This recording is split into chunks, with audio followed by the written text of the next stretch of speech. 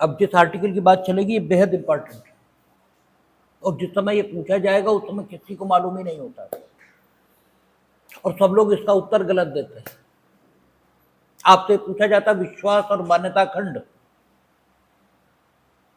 ये संविधान के किन उपबंधों में है, तो विश्वास और मान्यता खंड ये 261 इसके अंतर्गत दिया गया है। और फिर दूसरा सवाल आपसे पूछा जाता है कि विश्वास और मान्यता खंड ये आया कहां से, और सबसे पहली बात तो यही होती है कि जैसे उन्होंने विश्वास और मान्यता खंड कहा वैसे आपका दिमाग चक्कर खाना शुरू कर देता, क्योंकि आपने कॉन्स्टिट्यूशन ऑफ इंडिया में विश्वास और मान्यता खंड नाम की चीज ही नहीं सुनी होती। इसलिए सबसे पहले तो आपका दिमाग यहीं पर कोलैप्स कर जाता है कि आखिर विश्वास और मान्यता खंड होता क्या है। आगे की तो बात ही खत्म है। तो विश्वास और मान्यता खंड ये अनुच्छेद 261 यहां रखा गया है, और ये विश्वास और मान्यता खंड USA, United states of America, वहां के संविधान से लिया गया। और विश्वास और मान्यता खंड अगर न हो तो आपकी सारी पढ़ाई लिखाई बेकार हो जाएगी। विश्वास और मान्यता खंड न हो तो पूरे देश का प्रशासन चलना ही बहुत कठिन हो जाएगा, क्योंकि संघात्मक शासन व्यवस्था ये हमने अपनाई है। और यद्यपि जो अंतिम उद्देश्य होता है प्रत्येक बात का, जो निर्वचन है उसी को ध्यान में रखकर किया जाता है, लेकिन हमेशा ऐसा नहीं हो पाता। ये बिल्कुल ठीक है कि भारत राज्यों का संघ है, ये सही है। और जब आपसे बात हुई थी तब ये कहा गया था कि हमने एडमिनिस्ट्रेटिव पॉइंट ऑफ व्यू से प्रशासकीय व्यवस्था ठीक ढंग से चल सके, इसलिए भारत को राज्यों में विभाजित किया है। राज्यों से मिलकर भारत बना है ये नहीं है। दोनों बातें बिल्कुल अलग अलग हैं। हमने जैसे कहा था कि आप अच्छा करते हो, ये एक बात है, इसमें निर्णायक आप हो गए। आप जो कुछ अच्छा समझते हो वो करते हो। इसमें एक बात और आ गई कि इसका मतलब यह हुआ कि अच्छे की समझ आपको है, आप अच्छा जान सकते हो। अगर जान ही नहीं सकते तो अच्छा करोगे कैसे। और दूसरी बात, आपने जो किया वो समाज के लिए बेहतर या अच्छा साबित हुआ, ये बिल्कुल दूसरी बात है। आपने अच्छा जानकर नहीं किया था, आपको अच्छे की कोई जानकारी नहीं थी, बाई चांस आपने जो कुछ किया वो अच्छा साबित हो गया, ये बिल्कुल अलग बात हुई। और अगर आप अच्छा करते हो ऐसा मानकर चलोगे तो आप में एक प्रकार का अहंकार ये दिखाई देगा। इसीलिए आप समाज में जो बौद्धिक प्राणी देखोगे वो अधिकतर अहंकारी मिलेंगे आपको, क्योंकि वे ये मानते हैं कि उन्होंने अच्छा किया, और जैसे ही आप ये मानोगे आपने अच्छा किया वैसे ही एक बात तो आई गई कि इसका अर्थ है कि अच्छा आप जान सकते हो, जबकि अच्छा आप नहीं जान सकते। क्योंकि हमने एक बार कहा था कि अगर दुनिया में जो नृशंसता के पर्याय बने हैं ऐसे व्यक्ति, चाहे वे हिटलर हो, चाहे चंगेज खां हो, चाहे तैमूर लंग हो, अगर इनके पैदा होते ही इनका गला दबा दिया होता किसी ने, तो वो अच्छा होता या खराब इसे तय करना थोड़ा मुश्किल है। क्योंकि जब वो बड़े हो गए और उनका कृतित्व सामने आया, तब आप ये जान पाए कि अगर ये मर गए होते तो ज्यादा ठीक था। तो कार्य के किए जाने के समय उसके शुभ या अशुभ, उसके अच्छे या बुरे, इसका अनुमान नहीं लगाया जा सकता। लेकिन जब आप कहते हो कि हम अच्छा करते हैं तो आप में कर्ता का भाव ये आता है, और ये कर्ता का भाव आप में अहंकार निर्मित करता है। और जब आप कहते हो कि हमने जो किया वो अच्छा साबित हुआ, इसका मतलब ये है कि हमने दो तरह से किया, या तो हमसे हो गया और दूसरा किसी ने हमसे करवाया, हमने नहीं किया, ठीक है ना। और वो जिसने करवाया वो उसके कारण से, उसके निर्णय के कारण से अच्छा साबित हुआ। तो दो अलग अलग बातें हैं। ठीक इसी तरह भारत राज्यों का संघ है। इसका अर्थ यह हुआ कि राज्यों ने मिलकर भारत बनाया है। भारत अपने में कुछ नहीं है, राज्य मिले और भारत बन गया, ठीक है। इसमें कोई कायिक एकता, एक ऑर्गेनिक यूनिटी ये नहीं है, ठीक है। इट इज, ठीक है, मियर असेंबल्ड। असेंबली अलग बात है और यूनिटी अलग बात है, ठीक है। ये लैपटॉप असेंबल्ड है,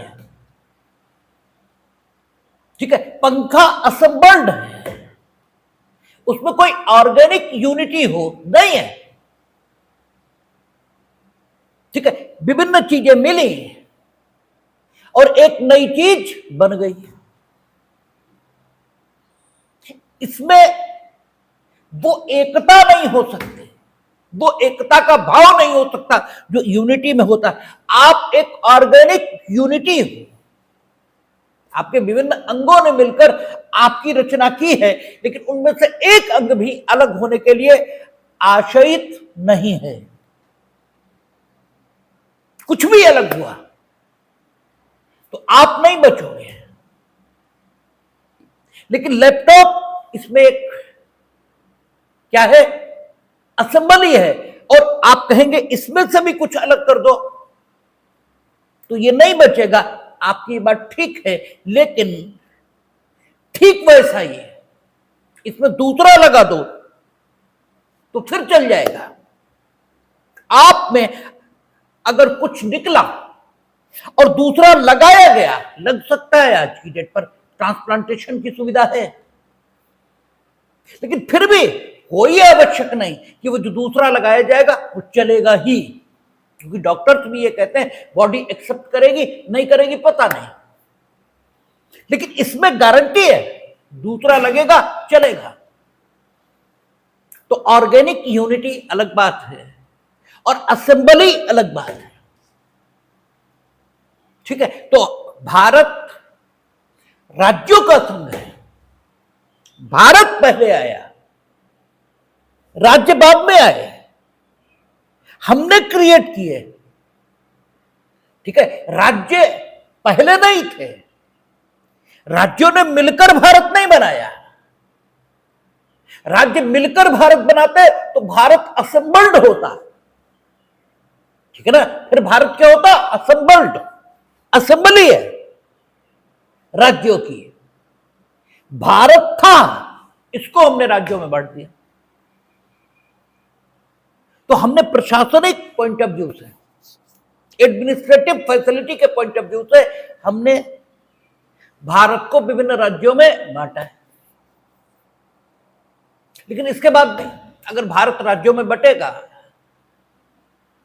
तो कठिनाई तो आएगी। क्यों भारत राज्यों में कैसे बटा? कॉन्स्टिट्यूशन ऑफ इंडिया, हमने आपसे कहा था कि संघात्मक संविधान उस देश की राज्य व्यवस्था में है जहां केंद्र और राज्यों के बीच बंटवारा है, ये बात ठीक है। लेकिन मात्र इतने से ही, सिर्फ इतने से ही किसी भी देश की राज्य व्यवस्था ये संघात्मक नहीं होती। जहां एकात्मक संविधान है वहां भी केंद्र और राज्य हो सकते हैं। फर्क जहां पर है वो फर्क क्या है कि जहां एकात्मक संविधान है वहां राज्यों का अस्तित्व संघ की इच्छा पर निर्भर है, लेकिन हिंदुस्तान में राज्यों का अस्तित्व संघ की इच्छा पर नहीं, स्वयं संविधान पर निर्भर है। अब आप अनुच्छेद 2, 3, एक तो नहीं 2, 3 इसके उदाहरण दे सकते कि वहां केंद्र जब चाहे किसी राज्य के नाम में परिवर्तन कर सकता है। एक राज्य का राज्य क्षेत्र दूसरे राज्य के राज्य क्षेत्र में शामिल कर सकता है, किसी राज्य के अस्तित्व को समाप्त कर सकता है, या फिर एक राज्य दो राज्यों में विभाजित कर सकता है। ठीक है, यह बात ठीक है, लेकिन इसके बाद भी भारत संघात्मक संविधान का उदाहरण है, क्योंकि केंद्र राज्यों को खत्म नहीं कर सकता। यह हो सकता है कि एक राज्य मिलाकर दो राज्य बन जाए, एक राज्य को दो राज्यों में विभाजित कर दिया जाए, एक राज्य जो आज तक उत्तर प्रदेश नाम से जाना जाता था कल किसी अन्य नाम से जाना जाए, ये सब ठीक है, लेकिन अल्टीमेटली राज्य का अस्तित्व खत्म नहीं हो सकता। वो किसी न किसी रूप में रहेगा। जैसे हम लोगों के बारे में हमारे धर्म ग्रंथ कहते हैं कि हम खत्म नहीं हो सकते, रूपांतरण हो सकता है। विज्ञान कहता है कि कुछ भी खत्म नहीं होता, कुछ भी खत्म हो ही नहीं सकता, बस केवल ट्रांसफॉर्मेशन हो सकता है अवस्था में। पानी जो अभी तक पानी के तौर पर दिखाई दे रहा है, आप फ्रीजिंग पॉइंट पर ले जाओ बर्फ दिखाई देगा, आप बॉइलिंग पॉइंट पर ले जाओ, ठीक है, वाष्प दिखाई देगी, भाप दिखाई देगी, लेकिन पानी खत्म हो जाए नहीं, संभव नहीं। और जब आप रिएक्टर में ले जाओगे हाइड्रोजन ऑक्सीजन में टूट जाएगा, लेकिन रहेगा, उसे खत्म नहीं किया जा सकता। एग्जिस्टेंस ये उसका खत्म हो जाए ऐसा नहीं होगा। ऐसे ही आपका है तो ऐसे ही है, केंद्र कुछ भी कर ले, नाम बदल दे, सीमाएं परिवर्तित कर दे, कुछ भी करे, लेकिन समाप्त नहीं कर सकता। और ये कौन कह रहा? कॉन्स्टिट्यूशन, क्योंकि वो कहता है भारत राज्यों का संघ होगा और उसमें राज्य होंगे, तो भारत राज्यों का संघ होगा और उसमें राज्यों के, तो और है ना। ठीक है, आप जरा अनुच्छेद 1 को देखो क्या कहता है।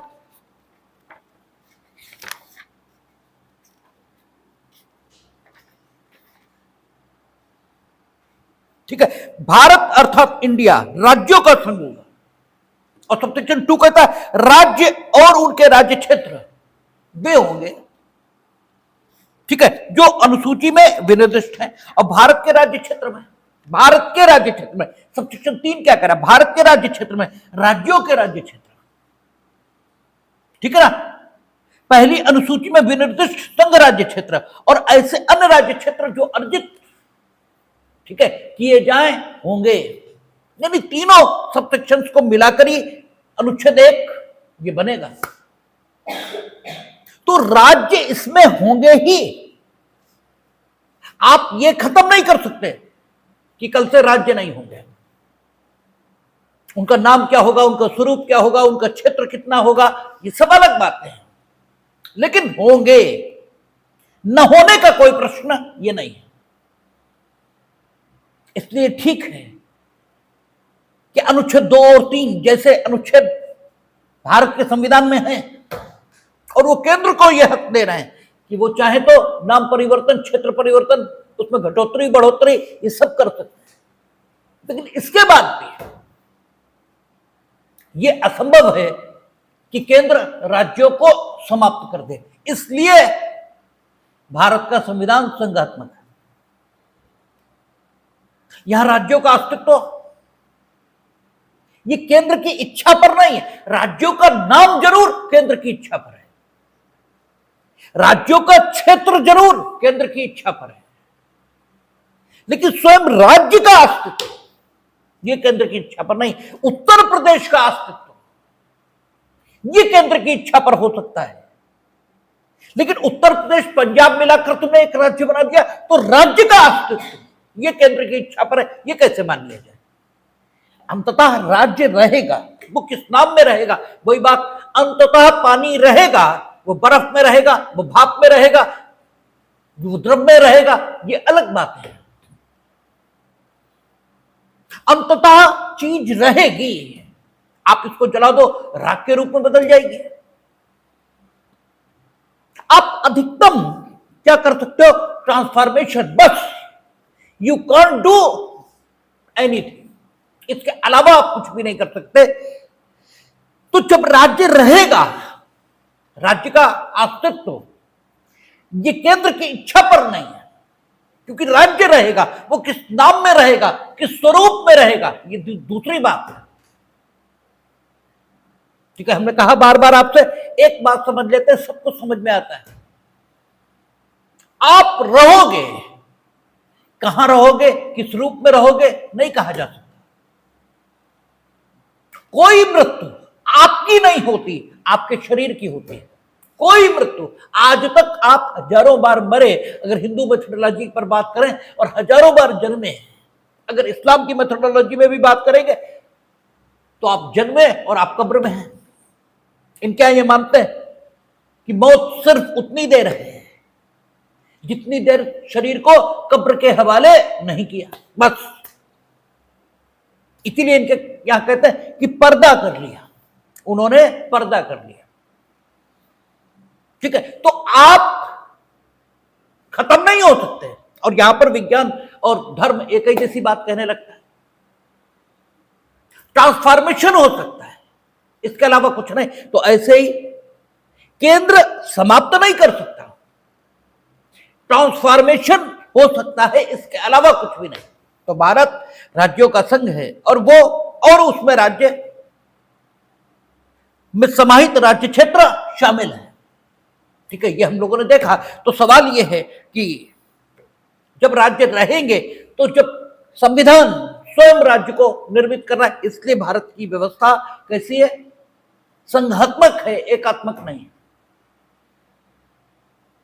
दूसरी चीज, जो बंटवारा है संघ और राज्य के बीच, वो स्वयं संविधान कर रहा है,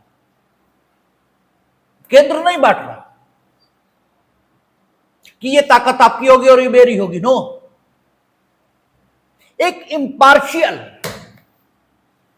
आर्बिट्रेटर है जो सारी चीजों का बंटवारा स्वयं कर रहा है। ये अलग बात है कि वो आर्बिट्रेटर कैसा है? अदृश्य है, अदृश्य है, ये कह रहा हूं, क्योंकि संविधान ये नहीं है जो इसमें लिखा है, ये संविधान का बेयर है। ठीक है ना, ये संविधान का बेयर है।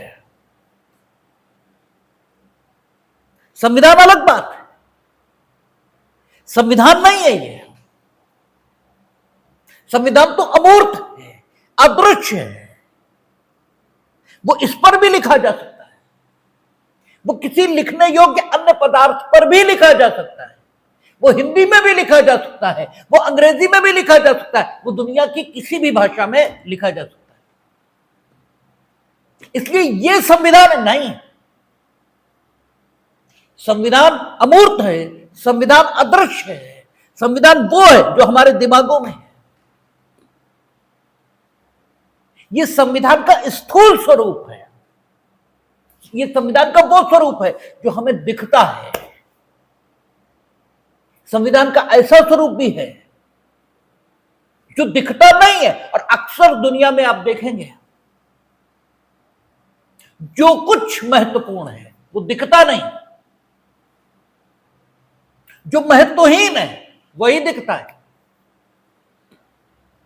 आप में जो दिख रहा है वो तो महत्वहीन है, महत्वहीन इसलिए क्योंकि हमारी मृत्यु जिस दिन होगी उस दिन ये दिखेगा, लेकिन फिर भी हम नहीं होंगे। हम नहीं होंगे मीनिंग देर में कहीं तो होंगे, लेकिन इसमें नहीं होंगे। ठीक है, तो महत्वपूर्ण क्या हुआ?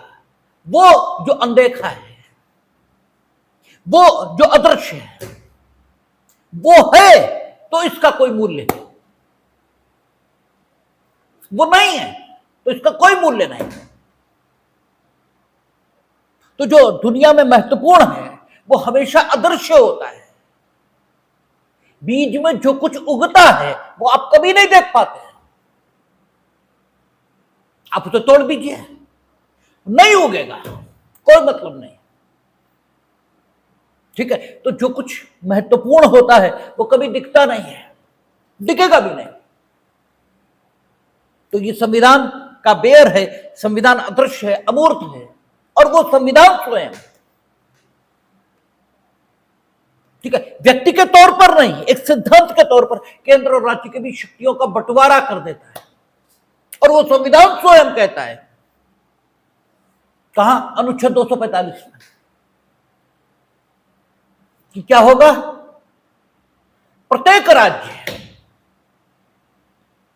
अपने राज्य क्षेत्र में लागू होने लायक विधियों का निर्माण कर सकेगा, और उसकी कार्यपालिकीय शक्ति,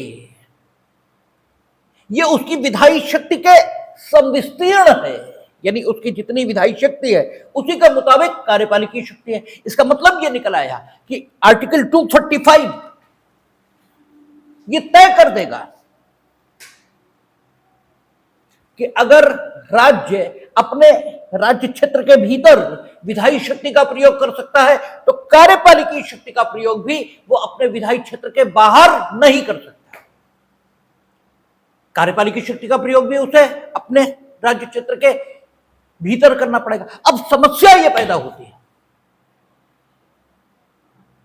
कि आप कोई काम करो, छोटे से छोटा,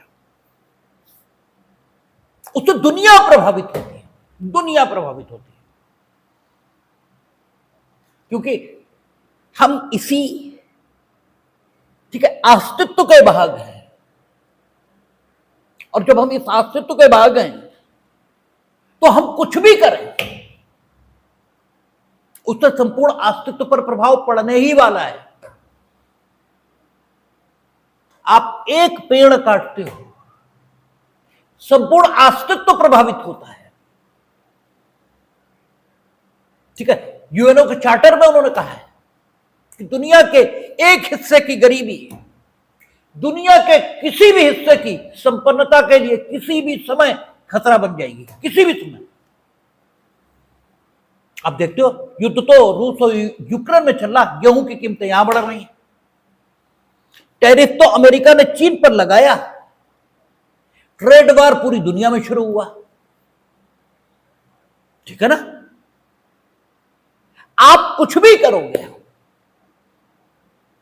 दो लोगों के बीच कुछ भी होगा, उससे पूरी दुनिया प्रभावित हो जाएगी, क्योंकि सब एक दूसरे से जुड़े हैं। इवन आप उस सूरज से भी जुड़े हो जो आपसे करोड़ों अरबों मील दूर है। अगर वो कल ठंडा हो जाए तो तुम यहां ठंडे हो जाओगे, ठीक है, वो वहां ठंडा होगा और तुम यहां ठंडे हो जाओगे।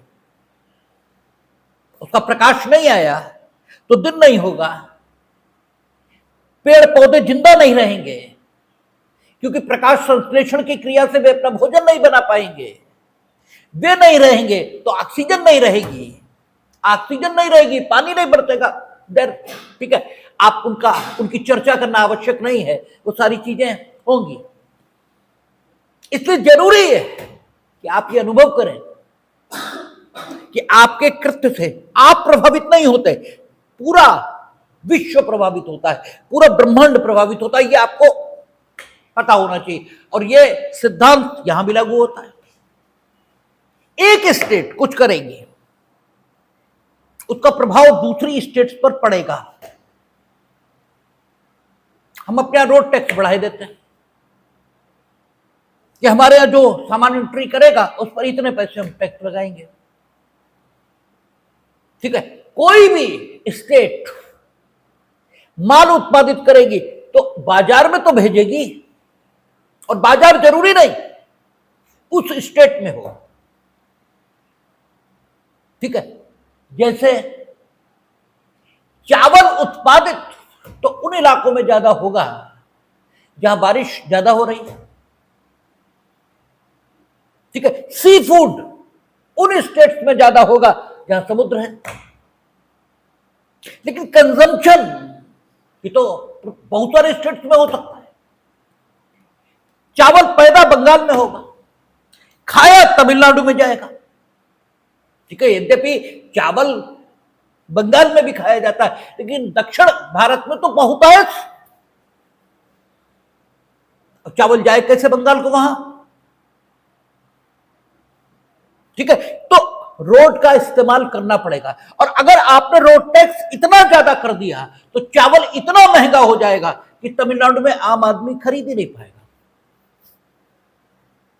ठीक है, जब खरीद ही नहीं पाएगा, और क्योंकि तमिलनाडु का निवासी भी भारत का निवासी है, बंगाल का निवासी भी भारत का निवासी, और अनुच्छेद 245 ये कह रहा है कि एक राज्य अपने राज्य क्षेत्र में अपनी विधायी शक्ति और कार्यपालिकी शक्ति दोनों का प्रयोग कर सकता है, तो उत्तर प्रदेश कर सकता है। अपनी विधायी शक्ति और कार्यपालिकी शक्ति का हम कितना भी सेल टैक्स लगा सकते हैं, सेल टैक्स तो बचा ही नहीं, जीएसटी एसटी जो भी लगता हो टैक्स वो हम लगाकर और इतना बढ़ा देंगे कि inter state trade and commerce ये असंभव हो जाएगा। और inter state trade and commerce अगर असंभव हुआ तो नुकसान किसे होगा? भारत को। तुम्हारा हाथ टूटा या पैर, नुकसान किसे हुआ? तुम्हारी ये आंख रोई या ये आंख, रो कौन रहा है? ठीक है, अल्टीमेटली कौन रो रहा था? आप ये तो नहीं कह सकते मेरा ये आंख रोई थी। इस हाथ से कोई गलती हुई, अगर ये हाथ इसे अगर दंड कोई देगा तो दंड तो आप पाएंगे। आप ये तो नहीं कह सकते कि हम दंड नहीं पा रहे। तो ये एक बात हुई कि स्टेट के मध्य कोऑपरेशन की जरूरत है, क्योंकि उनके एक कार्य का प्रभाव दूसरे स्टेट्स पर पड़ेगा। तो अनुच्छेद 245 के बाद भी कुछ ऐसा जरूरत है, कुछ ऐसा मैकेनिज्म डेवलप करने की जरूरत है। हम इंपॉर्टेंस पर बोल रहे हैं, ठीक है ना? इस समय हम जो बोल रहे हैं वो जो विश्वास और मान्यता खंड है, ठीक है ना, उसकी इंपॉर्टेंस, उसका महत्व क्या है, क्यों उसकी जरूरत है, इस पर बात कर रहे हैं, ठीक है ना? तो अब स्टेट्स के बीच बातचीत करने का कोई फोरम ये होना चाहिए, उन्हें समझाया जा सके कि देखो अगर तुम ये करोगे ये भी कुछ करेंगे, तुमसे ये प्रभावित होंगे, उनसे तुम प्रभावित होंगे। ठीक है, इसलिए ये ठीक नहीं है। आपस में गला काट प्रतियोगिता ठीक नहीं होती, और सब मिलकर भारत ही बनता है। इसलिए अगर एक दुखी होगा तो दूसरा सुखी नहीं हो सकता। ये समझाए जाने की जरूरत है, और इसे समझाने के लिए कोई फोरम चाहिए, कोई चीज चाहिए। एक और बात, सवाल ये कि जहां जो चीज ज्यादा पैदा होती है वहां उस चीज में एक्सपर्टाइज ये डेवलप हो जाती है। जैसे बंगाल, ठीक है, सी फूड इंडस्ट्री, अगर इसका बेहतर आप जानकारी चाहते हो तो कोस्टल एरिया जिसमें बंगाल है, आसाम है, वो आसाम नहीं, बंगाल है, गुजरात है, उड़ीसा, जहां समुद्र लग रहा है वहीं तो आप, ठीक है, मत्स्य पालन आदि से संबंधित यूनिवर्सिटी अगर बनाओ, ठीक है, तो अधिक अच्छे तरीके से समझा सकते हो। वहां समुद्र है, ठीक है। आप अगर मर्चेंट नेवी या नेवी या समुद्र में लगातार रहने से स्वास्थ्य पर जो विपरीत असर आते हैं उनसे अनुकूलन बिठाने के लिए कोई ट्रेनिंग कॉलेज बनाओ तो उन एरियाज में बनाओ तो ज्यादा अच्छा रहेगा। महासमुद्र में ले जाने की सुविधा रहेगी, प्रैक्टिकल कराने की सुविधा ज्यादा रहेगी। तो एक स्टेट में कुछ हो सकता है और दूसरे स्टेट में कुछ हो सकता है। एक बात तो यह हुई। दूसरी बात यह हुई कि एक स्टेट में यूनिवर्सिटी ज्यादा है क्योंकि वहां ग्राउंड एरिया ज्यादा है, ठीक है। जहां छत्तीसगढ़ जैसे प्रदेश है, ठीक है, या उत्तराखंड जैसे प्रदेश है जहां पहाड़ पर्वत, ठीक है, जंगल नदी ये ज्यादा है। अब उसे डिस्टर्ब करें तो इकोसिस्टम डिस्टर्ब होता है, ठीक है ना, उसे भी हम डिस्टर्ब नहीं कर सकते। और अगर हम यूनिवर्सिटी बनाए, अगर हम शिक्षण संस्थाएं स्थापित करें तो उसके लिए तो जमीन तो चाहिए कि हवा में लटका देंगे। उसके लिए तो उत्तर प्रदेश, मध्य प्रदेश, महाराष्ट्र ऐसे ही प्रदेशों का चयन करना होगा। आईआईटी बनाएंगे हम, ठीक है, विभिन्न प्रकार के शिक्षण संस्थाएं बनाएंगे तो वो जिस स्टेट में बन गए। अब क्या है, शिक्षा संवर्ती सूची का विषय, ठीक है। चलिए टेक्निकल एजुकेशन, हायर एजुकेशन केंद्र का विषय। लेकिन एक यूनिवर्सिटी एक स्टेट में बनी हुई, अगर उस स्टेट की यूनिवर्सिटी से कोई ग्रेजुएट निकला या कोई पोस्ट ग्रेजुएट निकला या उसने कोई डिग्री हासिल की, कोई डिग्री हासिल कर ली, आपने रुहेलखंड यूनिवर्सिटी से विधि स्नातक की डिग्री हासिल कर ली, आपने तमिलनाडु में फार्म भरा। अब सोचिए, विश्वास और मान्यता खंड नहीं है, ऐसे मानिए विश्वास और मान्यता खंड नाम की कोई चीज भारत के संविधान में नहीं है। अगर विश्वास और मान्यता खंड भारत के संविधान में नहीं है तो आपने रुहेलखंड यूनिवर्सिटी से पास किया, वो कहेंगे उत्तर प्रदेश में जाओ, वहां अपनी डिग्री दिखाओ, हमारी यूनिवर्सिटी, हमने तो रुहेलखंड यूनिवर्सिटी को रिकॉग्नाइज किया नहीं। भाई रुहेलखंड यूनिवर्सिटी किसके एक्ट से स्थापित है? उत्तर प्रदेश विधानसभा के अधिनियम से। वो कहेंगे तमिलनाडु की विधानसभा ने तो पारित नहीं किया इसको। और केंद्रीय विश्वविद्यालय उंगलियों पर गिनने लायक, जामिया मिलिया, उस्मानिया,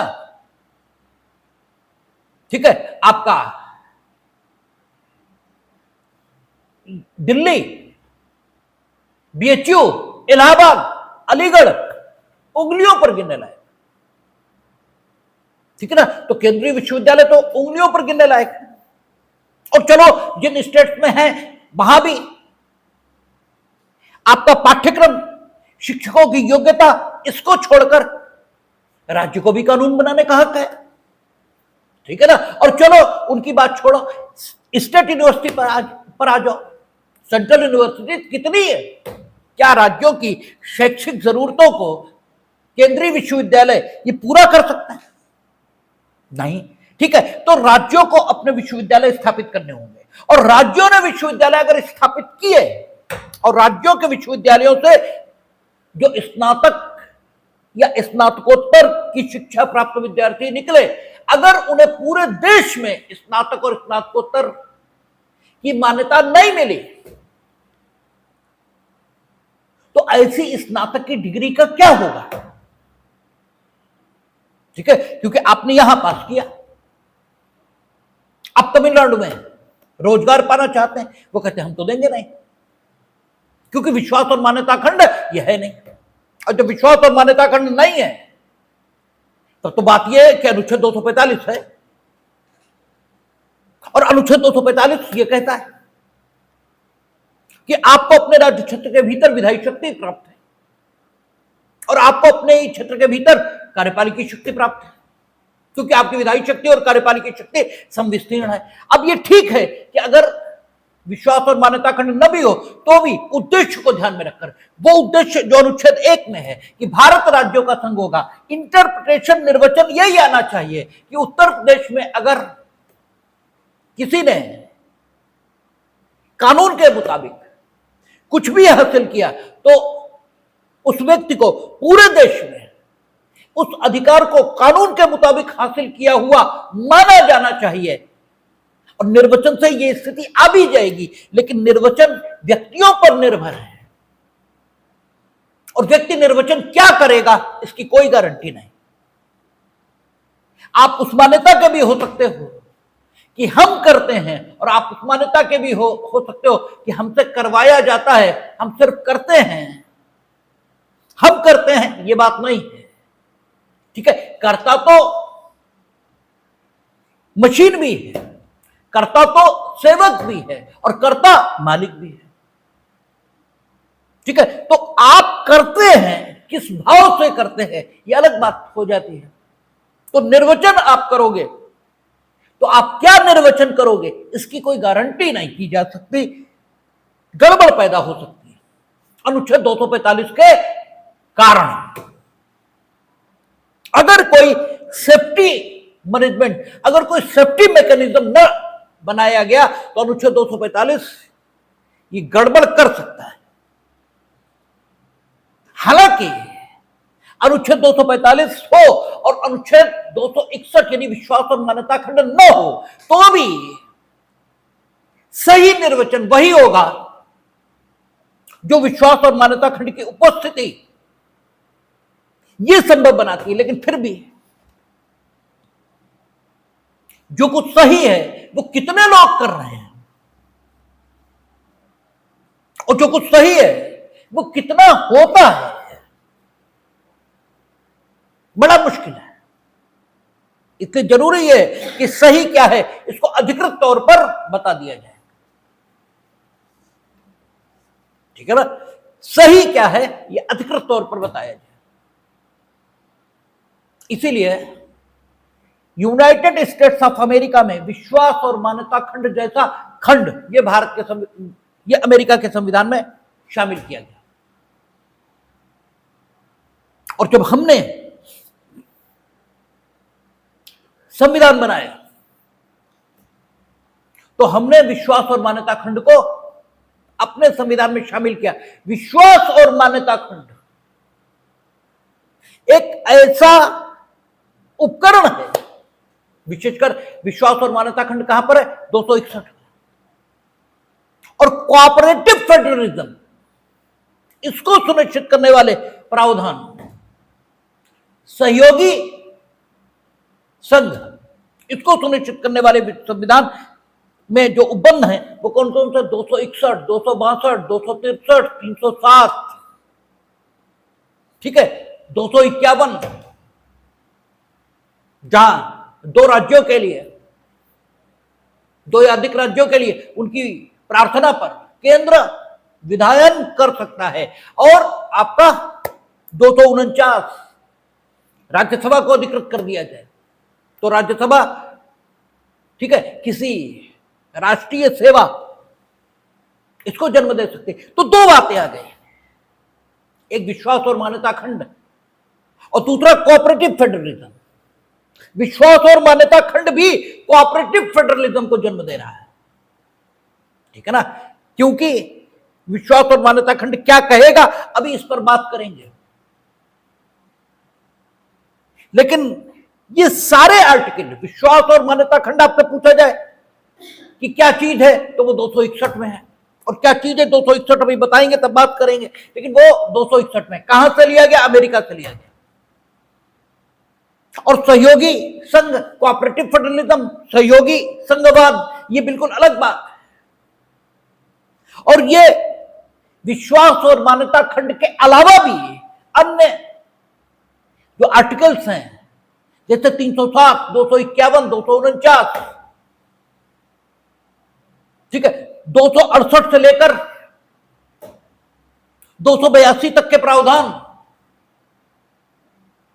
ठीक है, 256, 257, 258, ठीक है, ये सारे प्रावधान क्या करते, कोऑपरेटिव फेडरलिज्म की स्थापना करते हैं। और कोऑपरेटिव फेडरलिज्म ये जरूरी क्यों है, इसलिए क्योंकि एक स्टेट कुछ करेगी और दूसरे स्टेट पर प्रभाव होगा, एक बात, ठीक है ना। एक स्टेट का नागरिक जो कुछ कानूनन अर्जित करे उसे पूरे देश में मान्यता मिले, इसकी जरूरत है। अन्यथा एक स्टेट में कोई नागरिक कुछ हासिल करेगा तो बहुत सीमित क्षेत्र में ये मान्यता उसे प्राप्त होगी कि उसने वो हासिल किया है कानून के मुताबिक जिससे हासिल होना वो कहता है, और उसका प्रभाव और उसका लाभ हमें उतना नहीं मिल पाएगा जितना मिलना चाहिए। और अगर हम अपने यहां सहयोगी संघवाद इसे सुनिश्चित कर दें, हम विश्वास और मान्यता खंड जैसे उपबंधों को शामिल कर लें, तो फिर इन समस्याओं का समाधान हो जाता है। इसके अलावा जब सरकार की भूमिका सिर्फ यहां तक सीमित थी कि हम लोगों को सिर्फ मिनिमम मॉरलिटी, न्यूनतम नैतिकता, इसके मुताबिक जीने में सहायता करेंगे, बाकी वो जैसे जीना चाहे वैसे जिए, जब राज्य की भूमिका यहां पर थी, तब प्रतियोगी संघवाद यानी कॉम्पिटिटिव फेडरलिज्म, इससे काम चल जाता था कि हमने केंद्र को बता दिया तुम्हारे हक ये, राज्य को बता दिया ये हक तुम्हारे, राज्य और केंद्र अपने अपने हितों के प्रति, अपने अपने हकों के प्रति बहुत जागरूक रहे। केंद्र ने राज्य में हस्तक्षेप किया, राज्य ने केंद्र में हस्तक्षेप किया, तो इंपार्शियल जुडिशरी है, सुप्रीम कोर्ट ने कह दिया कि भाई ये गलत है, नहीं करोगे। लेकिन जब क्या हुआ, सोशल वेलफेयर, नागरिक का कल्याण, ये शासन व्यवस्था का आधार ये बना, तो फिर जरूरी ये हुआ कि नागरिक का कल्याण ये जरूरी है। और नागरिक के कल्याण के लिए अगर केंद्र और राज्य की सरकारें परस्पर लड़ें तो उतना बेहतर नहीं हो पाएगा जितना केंद्र और राज्य के बीच समन्वय स्थापित हो जाए, दोनों मिलकर प्रयास करें, और सारे राज्य, क्योंकि सारे राज्यों के जो निवासी हैं वो अंततः भारत के निवासी हैं, तो सारे राज्य के जो निवासी हैं उनके बीच, ठीक है, एक सामंजस्य ये बने, और सारे राज्यों के बीच एक सामंजस्य बने, तो ज्यादा अच्छी बात हो पाएगी। इस जरूरत ने भी क्या किया, इस बात को पैदा किया कि दुनिया के संविधानों में विश्वास और मान्यता खंड जैसे उपबंध और ऐसे उपबंध जो दुनिया की सरकारों के बीच समन्वय और सहयोग बढ़ा सके, और जो संघ हैं इन्हें कॉम्पिटिटिव प्रतियोगी संघवाद से सहयोगी संघवाद की ओर यानी कॉम्पिटिटिव फेडरलिज्म से कोऑपरेटिव फेडरलिज्म की ओर ले जा पाए। इसके अलावा युद्ध हुए, ठीक है, अगर आप प्रतियोगी संघवाद इसमें रहेंगे, अगर आप विश्वास और मान्यता खंड जैसी चीजें इनको मान्यता नहीं देंगे, तो जहां एक और ये स्थिति पैदा होगी कि आप जिसे ग्रेजुएट बनाएंगे या आपके यहां जो कानून के मुताबिक अधिकार का अर्जन करेगा वो पूरी भारत में, पूरे देश में कानून के मुताबिक अधिकार अर्जित किया हुआ नहीं माना जाएगा, तो नुकसान आपको भी होगा, भारत को भी होगा। वहीं दूसरी ओर अगर युद्ध छिड़ जाए, ठीक है, तो आपके अस्तित्व पर संकट होगा। इसलिए फिर केंद्र के पास ज्यादा हक होने चाहिए, इसकी जरूरत पड़ जाएगी, ठीक है। तो युद्धों, इसके अलावा विकास संबंधी जरूरतों, सोशल वेलफेयर के कॉन्सेप्ट, इन सब ने एक वातावरण निर्मित किया पूरी दुनिया में कि विश्वास और मान्यता खंड जैसे उपबंध अपने अपने संविधानों में सब शामिल करें, और ऐसे उपबंधों को भी अपने अपने संविधानों में शामिल करें जो प्रतियोगी संघवाद से सहयोगी संघवाद की ओर ले जाने में देश की सरकारों की सहायता करें। दुनिया में जब संघवाद जन्मा तो 3 देश सबसे पहले सामने आते हैं जहां संघात्मक शासन व्यवस्था स्थापित हुई, अमेरिका, कनाडा और ऑस्ट्रेलिया। और वहां जो संघवाद स्थापित हुआ वो क्या, प्रतियोगी संघवाद स्थापित हुआ। ठीक है, अमेरिका में विश्वास और मान्यता खंड जैसे खंड थे, लेकिन अकेला विश्वास और मान्यता खंड ये कुछ हद तक जरूरत की पूर्ति कर सकता है, ठीक है। विश्वास और मान्यता खंड कुछ हद तक इस बात में सहायता कर सकता है कि एक स्टेट, अन्य स्टेट, ये सब परस्पर इकट्ठा होकर देश के विकास के लिए आगे बढ़े। लेकिन संपूर्ण रूप से जो उद्देश्य है पूरे देश के विकास का, वो खाली विश्वास और मान्यता खंड को अपने यहां मान्यता दे देने से पूरा नहीं होगा। जरूरत इस बात की रहेगी कि सारी सरकारें मिलकर एक यूनिट के तौर पर काम करें। अगर ऐसा नहीं हो पाया तो फिर ठीक ढंग से देश की व्यवस्था नहीं चल सकती। इसलिए इन तीनों देशों में भी, जहां विश्वास और मान्यता खंड अमेरिका में था, ऑस्ट्रेलिया और कनाडा में तो था भी नहीं, लेकिन वहां था, इसके बाद भी तीनों संघों में इस ढंग की चीजें निर्मित होना शुरू हुई, जिन्होंने प्रतियोगी संघवाद से सहयोगी संघवाद की ओर इन देशों की राज्य व्यवस्था को परिवर्तित किया।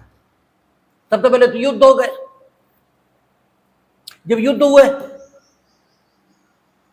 तो एक मजबूत केंद्र की जरूरत यह अनुभव हुई, तो वहां जुडिशियल इंटरप्रिटेशन के माध्यम से केंद्र की ताकतों को बढ़ाया गया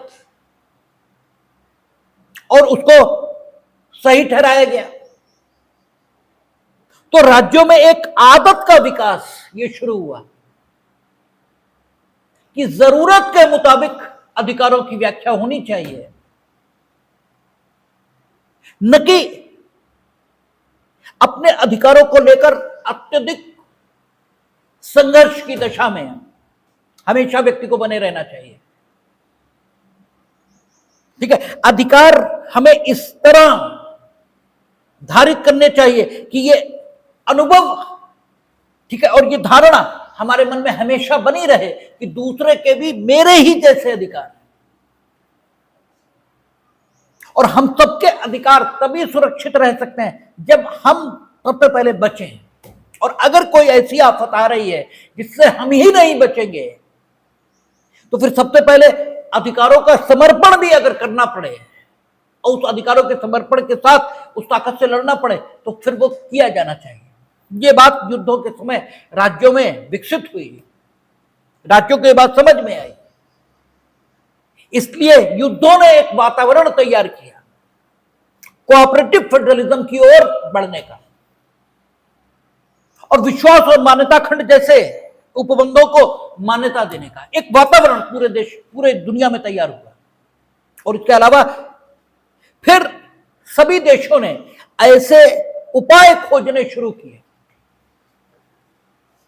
वो विश्वास और मान्यता खंड हो, वो सहयोगी संघवाद हो, ठीक, ऐसे उपाय खोजने शुरू किए जिनसे सभी देशों की सरकारें मीनिंग देयर बाय जहां संघात्मक शासन व्यवस्था है,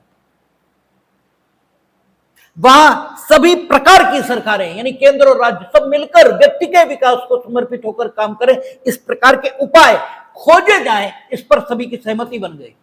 और वहां से विश्वास और मान्यता खंड और सहयोगी संघवाद इन जैसे सिद्धांत विकसित होने प्रारंभ हो गए। आप ऑस्ट्रेलिया में देखेंगे, दूसरी जरूरत यह पैदा हुई कि राज्यों को अपने विकास के लिए बहुत सारे पैसे चाहिए, और संविधान राज्यों को जो जिम्मेदारी दे रहा है, वो पूरी ही नहीं हो सकती अगर राज्य अपने ही फाइनेंशियल रिसोर्सेस पर निर्भर रहे, उन्हें कहीं से कोई मदद ना मिले तो, ठीक है, राज्य वो जिम्मेदारी है जो संविधानों ने उनके ऊपर रखी है, उसे पूरा ही नहीं कर सकते। जो शिक्षा है, सेल्फ गवर्नेंस है, एग्रीकल्चर है, इरिगेशन है, एजुकेशन है, ठीक है, बहुत सारी चीजें जिसे राज्यों की संवैधानिक जिम्मेदारी बनाया गया। राज्य उस सबको पूरा ही नहीं कर सकते, उसके लिए जितने पैसे जरूरत हैं वो राज्यों के पास नहीं है, तो राज्यों को केंद्र से सहायता चाहिए। अब उन देशों में संविधान के संशोधन की प्रक्रिया बहुत कठिन, जो अमेरिका है, ऑस्ट्रेलिया है, कनाडा है, यहां संशोधन की प्रक्रिया बहुत कठिन। तो अमेरिका ने तो चलिए आधा अधूरा सही, लेकिन कुछ विश्वास और मान्यता खंड जैसे चीजों को अपनाया और कुछ हद तक ये व्यवस्था निर्मित की कि केंद्र और राज्य और विभिन्न प्रकार के राज्य, इनके बीच टेंशन जहां तक रिलीज की जा सके वहां तक रिलीज की जाए। लेकिन अन्य राज्यों में तो कोई व्यवस्था ही नहीं थी, और जब युद्ध हुए तो युद्धों में एक बात तो ध्यान में आ गई कि अस्तित्व को बचाने के लिए सबको एक साथ आना होगा और अपने अपने अधिकारों की बात ये छोड़नी भी पड़ेगी कुछ हद तक। ये मनोभाव ये तो निर्मित हुआ, लेकिन तब अनुकूल व्यवस्था, इसके लिए आवश्यक व्यवस्था ये तो संविधान से ही हो सकती थी, और संविधान में प्रक्रिया या तो संशोधन की अपनाया, और संशोधन की प्रक्रिया यहां बहुत कठिन, आसानी से हो नहीं सकते, तो फिर अन्य प्रक्रियाएं अपनाई गई, ठीक है। और जरूरत युद्ध से तो अनुभव हुई, इस बात से और अनुभव हुई कि संविधान ने जो दायित्व आप पर रखा है कि राज्य ये काम करेंगे, उस काम को करने के लिए जो पैसा चाहिए वही नहीं, आप अपने रिसोर्सेस पर निर्भर रहें तो वो पैसा ही नहीं है, कैसे करेंगे आप। तो भी ध्यान में आया कि केंद्र से हम लड़े नहीं, अन्य राज्यों से हम लड़े नहीं, ठीक है, हम ऐसे बात न करें कि हम तो स्वतंत्र हैं, हम तो जो चाहेंगे करेंगे, क्योंकि फिर आप अपनी आवश्यकताओं को पूरा नहीं कर पाएंगे। आप व्यापार करेंगे भाई, आप रोडवेज चलाएंगे, ठीक है ना, व्यापार करेंगे, अपनी जरूरतों के लिए पैसा इकट्ठा करने के लिए वो कहेंगे हमारे राज्य में घुसोगे ही नहीं। और अगर उत्तर प्रदेश की बसें सिर्फ उत्तर प्रदेश में घूमेंगी, दिल्ली नहीं जाएंगी, अन्य जगहों पर नहीं जाएंगी, तो क्या रेवेन्यू मिलेगा राज्य को, ठीक है। तो सबको एक साथ आना होगा, यह आवश्यकता भी अनुभव होगी। और तीसरा, जैसे जैसे टेक्नोलॉजी का विकास हुआ वैसे वैसे दूरियां कम हुई और लोगों के बीच संबंध ज्यादा जुड़े और वे एक दूसरे से मिलना ज्यादा चाहते थे। इस वजह से भी ये बात आई कि कोई ऐसी व्यवस्था निर्मित हो जिसमें पूरा देश ये अनुभव करे कि वो एक ही हैं, भले ही किसी भी राज्य के निवासी क्यों न हो। इसमें से कॉम्पिटिटिव फेडरलिज्म से कोऑपरेटिव फेडरलिज्म की ओर जाने का रास्ता खुला। ये जरूरतें हैं जिस वजह से कोऑपरेटिव फेडरलिज्म की ओर गए लोग, और कोऑपरेटिव फेडरलिज्म को सुनिश्चित करने के लिए अमेरिका के संविधान में विश्वास और मान्यता खंड जैसा एक उपबंध मौजूद था, लेकिन शेष देशों में यानी कनाडा या ऑस्ट्रेलिया में तो वो भी नहीं था। और हमारा संविधान तो उस समय था ही नहीं, क्योंकि हमारा संविधान तो 1947 में संविधान सभा का गठन होगा, तब 1950 में बनेगा के, तो हमारी तो बात ही नहीं हो रही, अभी तो इनकी बात हो रही। हमारे संविधान में ये सब उपबंध जो कोऑपरेटिव फेडरलिज्म को संभव बनाते हैं, इंक्लूडिंग विश्वास और मान्यता खंड, ये क्यों है इसकी बात हम आपको बता रहे हैं, ये चीज बता रहे हैं, ठीक है। अब दुनिया के देशों में यानी अमेरिका, ऑस्ट्रेलिया और कनाडा, तीनों जगह ऐसी चीजें निर्मित की गई, ऐसी संस्थाएं निर्मित की गई जो संविधान में संशोधन के बिना भी, क्योंकि संशोधन की प्रक्रिया बहुत कठिन हो नहीं सकता, और कोऑपरेटिव फेडरलिज्म ये नीड ऑफ द डे ये बन गई।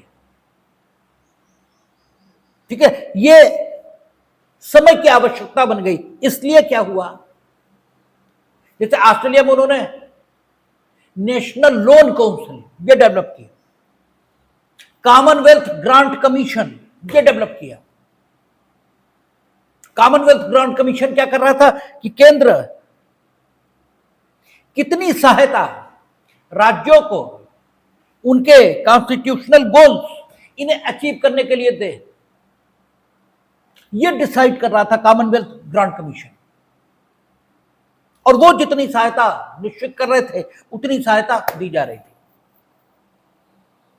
राज्यों को अपने उद्देश्य प्राप्त करने के लिए। एक उन्होंने नेशनल लोन काउंसिल बनाई, उसमें केंद्र और राज्य दोनों के प्रतिनिधि रखे। वहां लोन के लिए जो पैसा अरेंज करने की जिम्मेदारी थी वो केंद्र के पास रखी गई, और केंद्र एक सहमति पर आधारित फार्मूला राज्यों के साथ मिलकर बनाएगा, और फिर उस फार्मूले के मुताबिक सभी राज्यों को लोन दिया जाएगा। इस प्रकार की व्यवस्थाएं वहां निर्मित हुई। कनाडा में भी यह हुआ कि केंद्र और राज्य दोनों अपने अपने कानूनों के माध्यम से कुछ अथॉरिटीज बना सकेंगे, और उन अथॉरिटीज को शक्तियां दी जा सकेंगी, प्रत्यायोजित विधायन की भी और साथ ही अन्य कामों को करने की ताकतें ये भी उन्हें दी जा सकेंगी। और इस सब कॉन्स्टिट्यूशन से इतर हटकर किया गया, क्योंकि कॉन्स्टिट्यूशन में प्रक्रिया बहुत कठिन थी संशोधन की, और बिना इसके परिवर्तित होती हुई आवश्यकताओं में, परिवर्तित होते हुए समय में जो संघात्मक सिद्धांत था, ये देश की आवश्यकताओं को पूरा नहीं कर सकता था। क्योंकि संघात्मक संविधान को ऐसे ही पढ़ लोगे तो वहां प्रतियोगी संघात्मक व्यवस्था ये स्थापित हो जाएगी, और प्रतियोगी संघात्मक व्यवस्था में सब अपनी अपनी ताकतों का प्रयोग करना चाहेंगे, जबकि होना यह चाहिए ताकत का प्रयोग एक निश्चित उद्देश्य के लिए होना चाहिए, और वो उद्देश्य देश का कल्याण होना चाहिए। वो सहयोगी संघवाद इसी से संभव था। जब हमने अपना संविधान बनाया तो हमारे सामने ये सारी स्थितियां थी, इसलिए हमें ये शुरुआत से समझ में आ गया कि अगर हमने सिर्फ अनुच्छेद 245 जैसी चीजों को अपने संविधान में रखा तो डेफिनेटली हम संपूर्ण देश का विकास नहीं कर पाएंगे। क्योंकि फिर एक व्यक्ति एक राज्य में जो कुछ हासिल करेगा उसे दूसरे राज्य में हासिल किया हुआ माना जाएगा या नहीं माना जाएगा, इसकी कोई गारंटी नहीं है। यद्यपि संभावना है कि माना जाएगा, क्योंकि अनुच्छेद 245 का कोई अगर रीजन्ड व्यक्ति युक्ति संगत ढंग से अर्थान्वयन करेगा तो उसी निष्कर्ष पर आएगा कि नहीं, उत्तर प्रदेश की यूनिवर्सिटी थे, अगर किसी ने ग्रेजुएशन की तो उसे तमिलनाडु में भी ग्रेजुएट माना जाना चाहिए, भले ही विश्वास और मान्यता खंड जैसा खंड न हो भारत के संविधान में, लेकिन फिर भी उसे लगेगा कि चूंकि अनुच्छेद 1 कहता कि भारत राज्यों का संघ होगा, और भारत के राज्य क्षेत्र में उसके राज्यों के राज्य क्षेत्र, उसके संघ राज्य क्षेत्रों के राज्य क्षेत्र, और ऐसे राज्य क्षेत्र जो भविष्य में अर्जित किए जाए, ये सब शामिल होंगे। तो अगर इसने उत्तर प्रदेश की यूनिवर्सिटी से ग्रेजुएशन पास किया है तो फिर डेफिनेटली इसे तमिलनाडु के राज्य क्षेत्र में भी ग्रेजुएट माना जाना चाहिए। लेकिन इसकी कोई गारंटी नहीं है। कोई मूर्ख टाइप का आदमी या कोई धूर्त टाइप का आदमी ये भी अर्थान्वयन करने वाला हो सकता है। धूर्त वो है जो जानबूझकर मूर्खता की बात करता है, वो जानता है कि मूर्खता की बात कर रहे हैं, लेकिन अपने निहित उद्देश्यों की पूर्ति हेतु वो जानबूझकर मूर्खता की बात करता है, वो धूर्त है। और मूर्ख वो है जो बिना जाने, ठीक है, उद्देश्य जो किसी भी काम को करने की प्रेरणा दे रहा है उससे विपरीत बात कह रहा है, जिससे उस उद्देश्य की प्राप्ति कभी भी नहीं होगी, इस व्यक्ति को मूर्ख कहेंगे, इसको धूर्त कहेंगे। तो दोनों में से कोई भी अर्थान्वयन करने वाला हो सकता है। और वो ये कह सकता कि अनुच्छेद 245 तो कहता है कि राज्य की विधायिका जिस राज्य क्षेत्र में विधायी शक्ति का प्रयोग करेगी वो राज्य क्षेत्र राज्य का राज्य क्षेत्र है, और राज्य की सरकार उसी क्षेत्र में कार्यपालिकी शक्ति का प्रयोग करेगी, ये 245 कहती है। इसलिए उत्तर प्रदेश से अगर आपने ग्रेजुएशन किया, तमिलनाडु वाले आपको ग्रेजुएट क्यों माने? उत्तर प्रदेश में अगर यह तय किया गया उत्तर प्रदेश की अदालत के द्वारा कि आप उस संपत्ति के मालिक हो जिसका एक भाग तमिलनाडु में स्थित है, तो उस संपत्ति का जो भाग उत्तर प्रदेश में है वो तुम्हारा हुआ। उत्तर प्रदेश की अदालत ने तय किया ना। तमिलनाडु में जो तुम्हारी संपत्ति स्थित है उसे हम तुम्हारी क्यों मान लें? जो धूर्त होगा या जो मूर्ख होगा वो अनुच्छेद 245 का अर्थान्वयन ऐसे भी कर सकता है। हम एक बहुत पैसे वाले व्यक्ति हैं, धीरूभाई अंबानी या अनिल अंबानी की संपत्तियां तो पूरे देश में है। हमारी संपत्ति का एक भाग तमिलनाडु में, एक भाग बंबई में, एक भाग जम्मू कश्मीर में है। आज हो सकता है 370 हटने से पहले तो हो ही नहीं सकता था। तो अगर उत्तर प्रदेश की अदालत ने मेरे उत्तराधिकार के प्रश्न पर निर्णय दे दिया और यह तय कर दिया कि अमुक व्यक्ति मेरा उत्तराधिकारी है, तो मेरी संपूर्ण संपत्ति का मालिक हो गया। अब आप ये कहोगे तो उत्तर प्रदेश की अदालत ने डिसाइड किया, तमिलनाडु की संपत्ति के मालिक कैसे हो गए? आप जो कुछ जानते हैं अगर उसका कारण नहीं जानते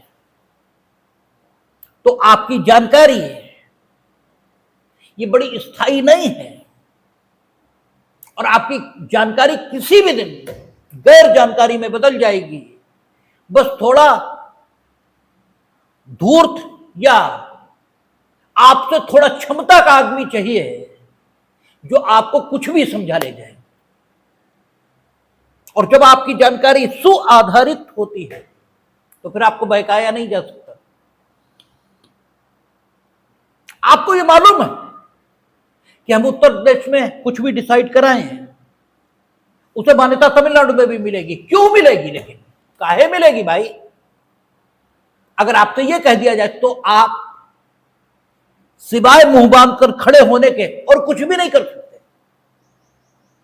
और फिर उस दशा में अगर कोई कहे कि नहीं नहीं मिलेगी तो हो सकता है थोड़ी देर बाद आप भी कहें कि नहीं मिलेगी। और ऐसा होता है आपके साथ, क्योंकि आपको यह नहीं मालूम कि जो कुछ आपको मालूम है वो आपको क्यों उस रूप में मालूम है, आपको उसके कारण नहीं पता है। तो ठीक है, उत्तर प्रदेश की अदालत अगर मेरे उत्तराधिकारी को डिसाइड करेगी तो पूरे हिंदुस्तान में मेरे उत्तराधिकारी के तौर पर मान्यता मिलेगी। लेकिन इसके पीछे आर्टिकल कौन सा है, क्यों ऐसा होगा? तो वो अनुच्छेद 261 है।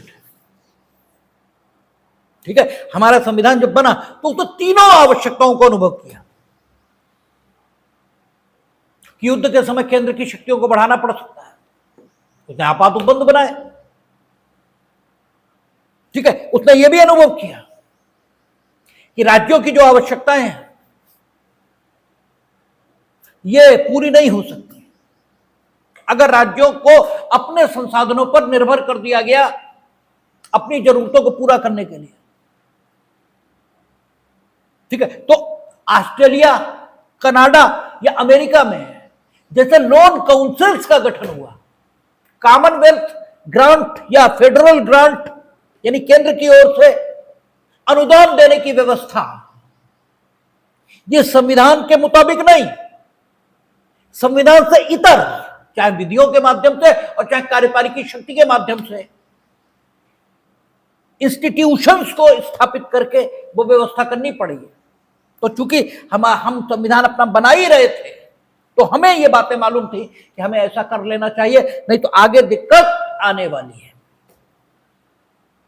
इसलिए अमेरिका से हमने क्या लिया, विश्वास और मान्यता खंड।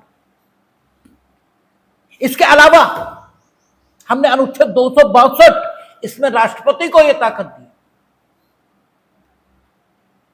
कि अंतरराज्यीय, केंद्र और राज्यों के बीच, राज्यों और राज्यों के बीच बेहतर समन्वय, बेहतर सहयोग, इसको निर्मित करने के लिए वे अगर किन्हीं परिषदों का गठन करना चाहें, वे किन्हीं संस्थाओं का गठन करना चाहें तो कर सकते हैं। अगर दो राज्यों के बीच नदी जल के बंटवारे को लेकर झगड़ा हो जाए तो नदी जल के बंटवारे पर एक निष्पक्ष न्याय निर्णय न आए, इसकी व्यवस्था।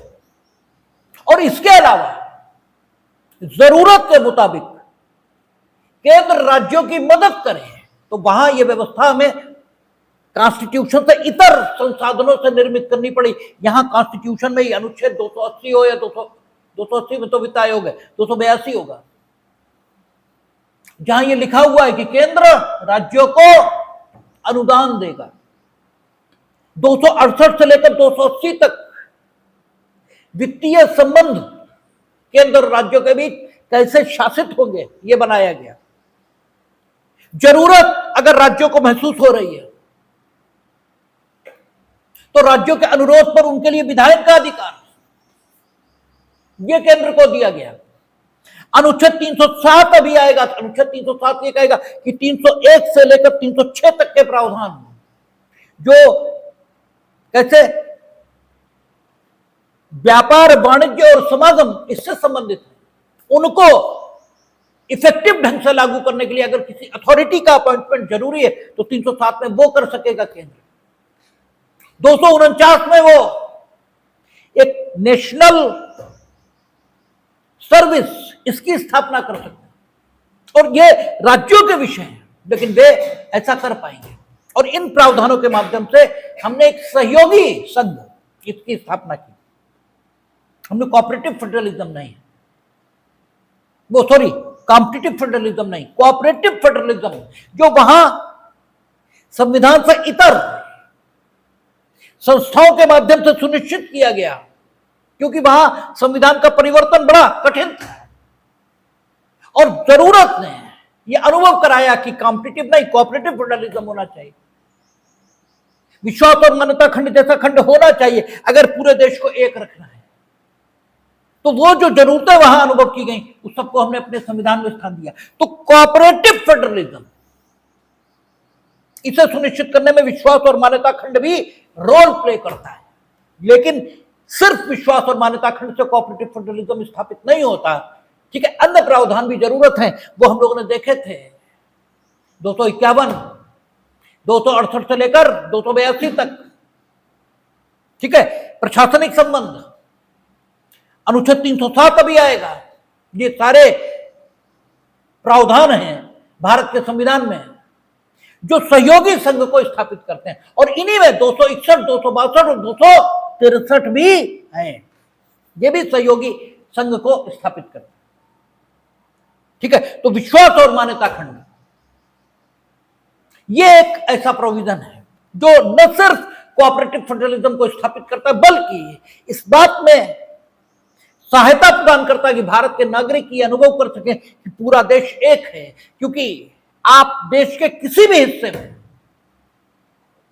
कोई अधिकार हासिल करोगे वो पूरे भारत में मान्यता प्राप्त रहेगा, ऐसा अनुच्छेद 261 कहता है। इसका विस्तार से अध्ययन कल करेंगे, लेकिन बेर एक बार देख लेते हैं ताकि सारी चीजों का जो निचोड़ है वो आ जाए। देखें क्या कहता है, सार्वजनिक कार्य, सार्वजनिक कार्यों में क्या क्या आता है कल बात करेंगे। कहता सार्वजनिक कार्य, अभिलेख यानी रिकॉर्ड और अन्य और न्यायिक कार्यवाहियां यानी जुडिशियल प्रोसीडिंग्स, इनके संबंध में क्या कहता है, भारत के राज्य क्षेत्र में सर्वत्र संघ के और प्रत्येक राज्य के सार्वजनिक कार्यों, अभिलेखों और न्यायिक कार्यवाहियों को पूरा विश्वास और पूरी मान्यता दी जाएगी। पूरा विश्वास और पूरी मान्यता मतलब ये माना जाएगा कि ये जो कह रहे हैं कि तुम ग्रेजुएट हो तो हो, पूरा विश्वास और पूरी मान्यता, एक जगह ग्रेजुएट को जिस हद तक मान्यता मिलती पूरे देश में वही मान्यता मिलेगी। फिर कहता है खंड 1 में निर्दिष्ट कार्यों, अभिलेखों और कार्रवाइयों को साबित करने की रीति और शर्तों तथा उनके प्रभाव का अवधारण संसद द्वारा बनाई गई विधि द्वारा उपबंधित रीति के अनुसार किया जाएगा। सबसेक्शन 2 का क्या प्रभाव होगा कल बात करेंगे, लेकिन हम सिर्फ इतना दिखा रहे हैं कि पूरा प्रभाव पूरे देश में एक साथ मिलेगा, ताकि एक देश का निवासी यह अनुभव कर सके कि वो एक ही देश का रहने वाला है। फिर क्या कहता है, भारत के राज्य क्षेत्र के किसी भाग में सिविल न्यायालयों, तो सिविल का है, क्रिमिनल नहीं। और यही पूछा जाता है क्या क्या लिखा है, सिविल या क्रिमिनल। ये लिख दिया जाता है कि न्यायालय के कार्यों को मान्यता मिलेगी, क्या ये लिखा है? आप फट से लगाते हैं और गलत हो जाता है, क्योंकि न्यायालय में दांडिक न्यायालय, राजस्व न्यायालय सब शामिल है। वो कहता है भारत के राज्य क्षेत्र के किसी भाग में सिविल न्यायालयों द्वारा दिए गए निर्णयों या आदेशों का उस राज्य क्षेत्र के भीतर कहीं भी विधि अनुसार क्या हो सकेगा, निष्पादन हो सकेगा। निष्पादन अलग बात है और न्याय निर्णयन अलग बात है। इसका क्या अंतर है, इस पर कल बात करेंगे, कल देखेंगे।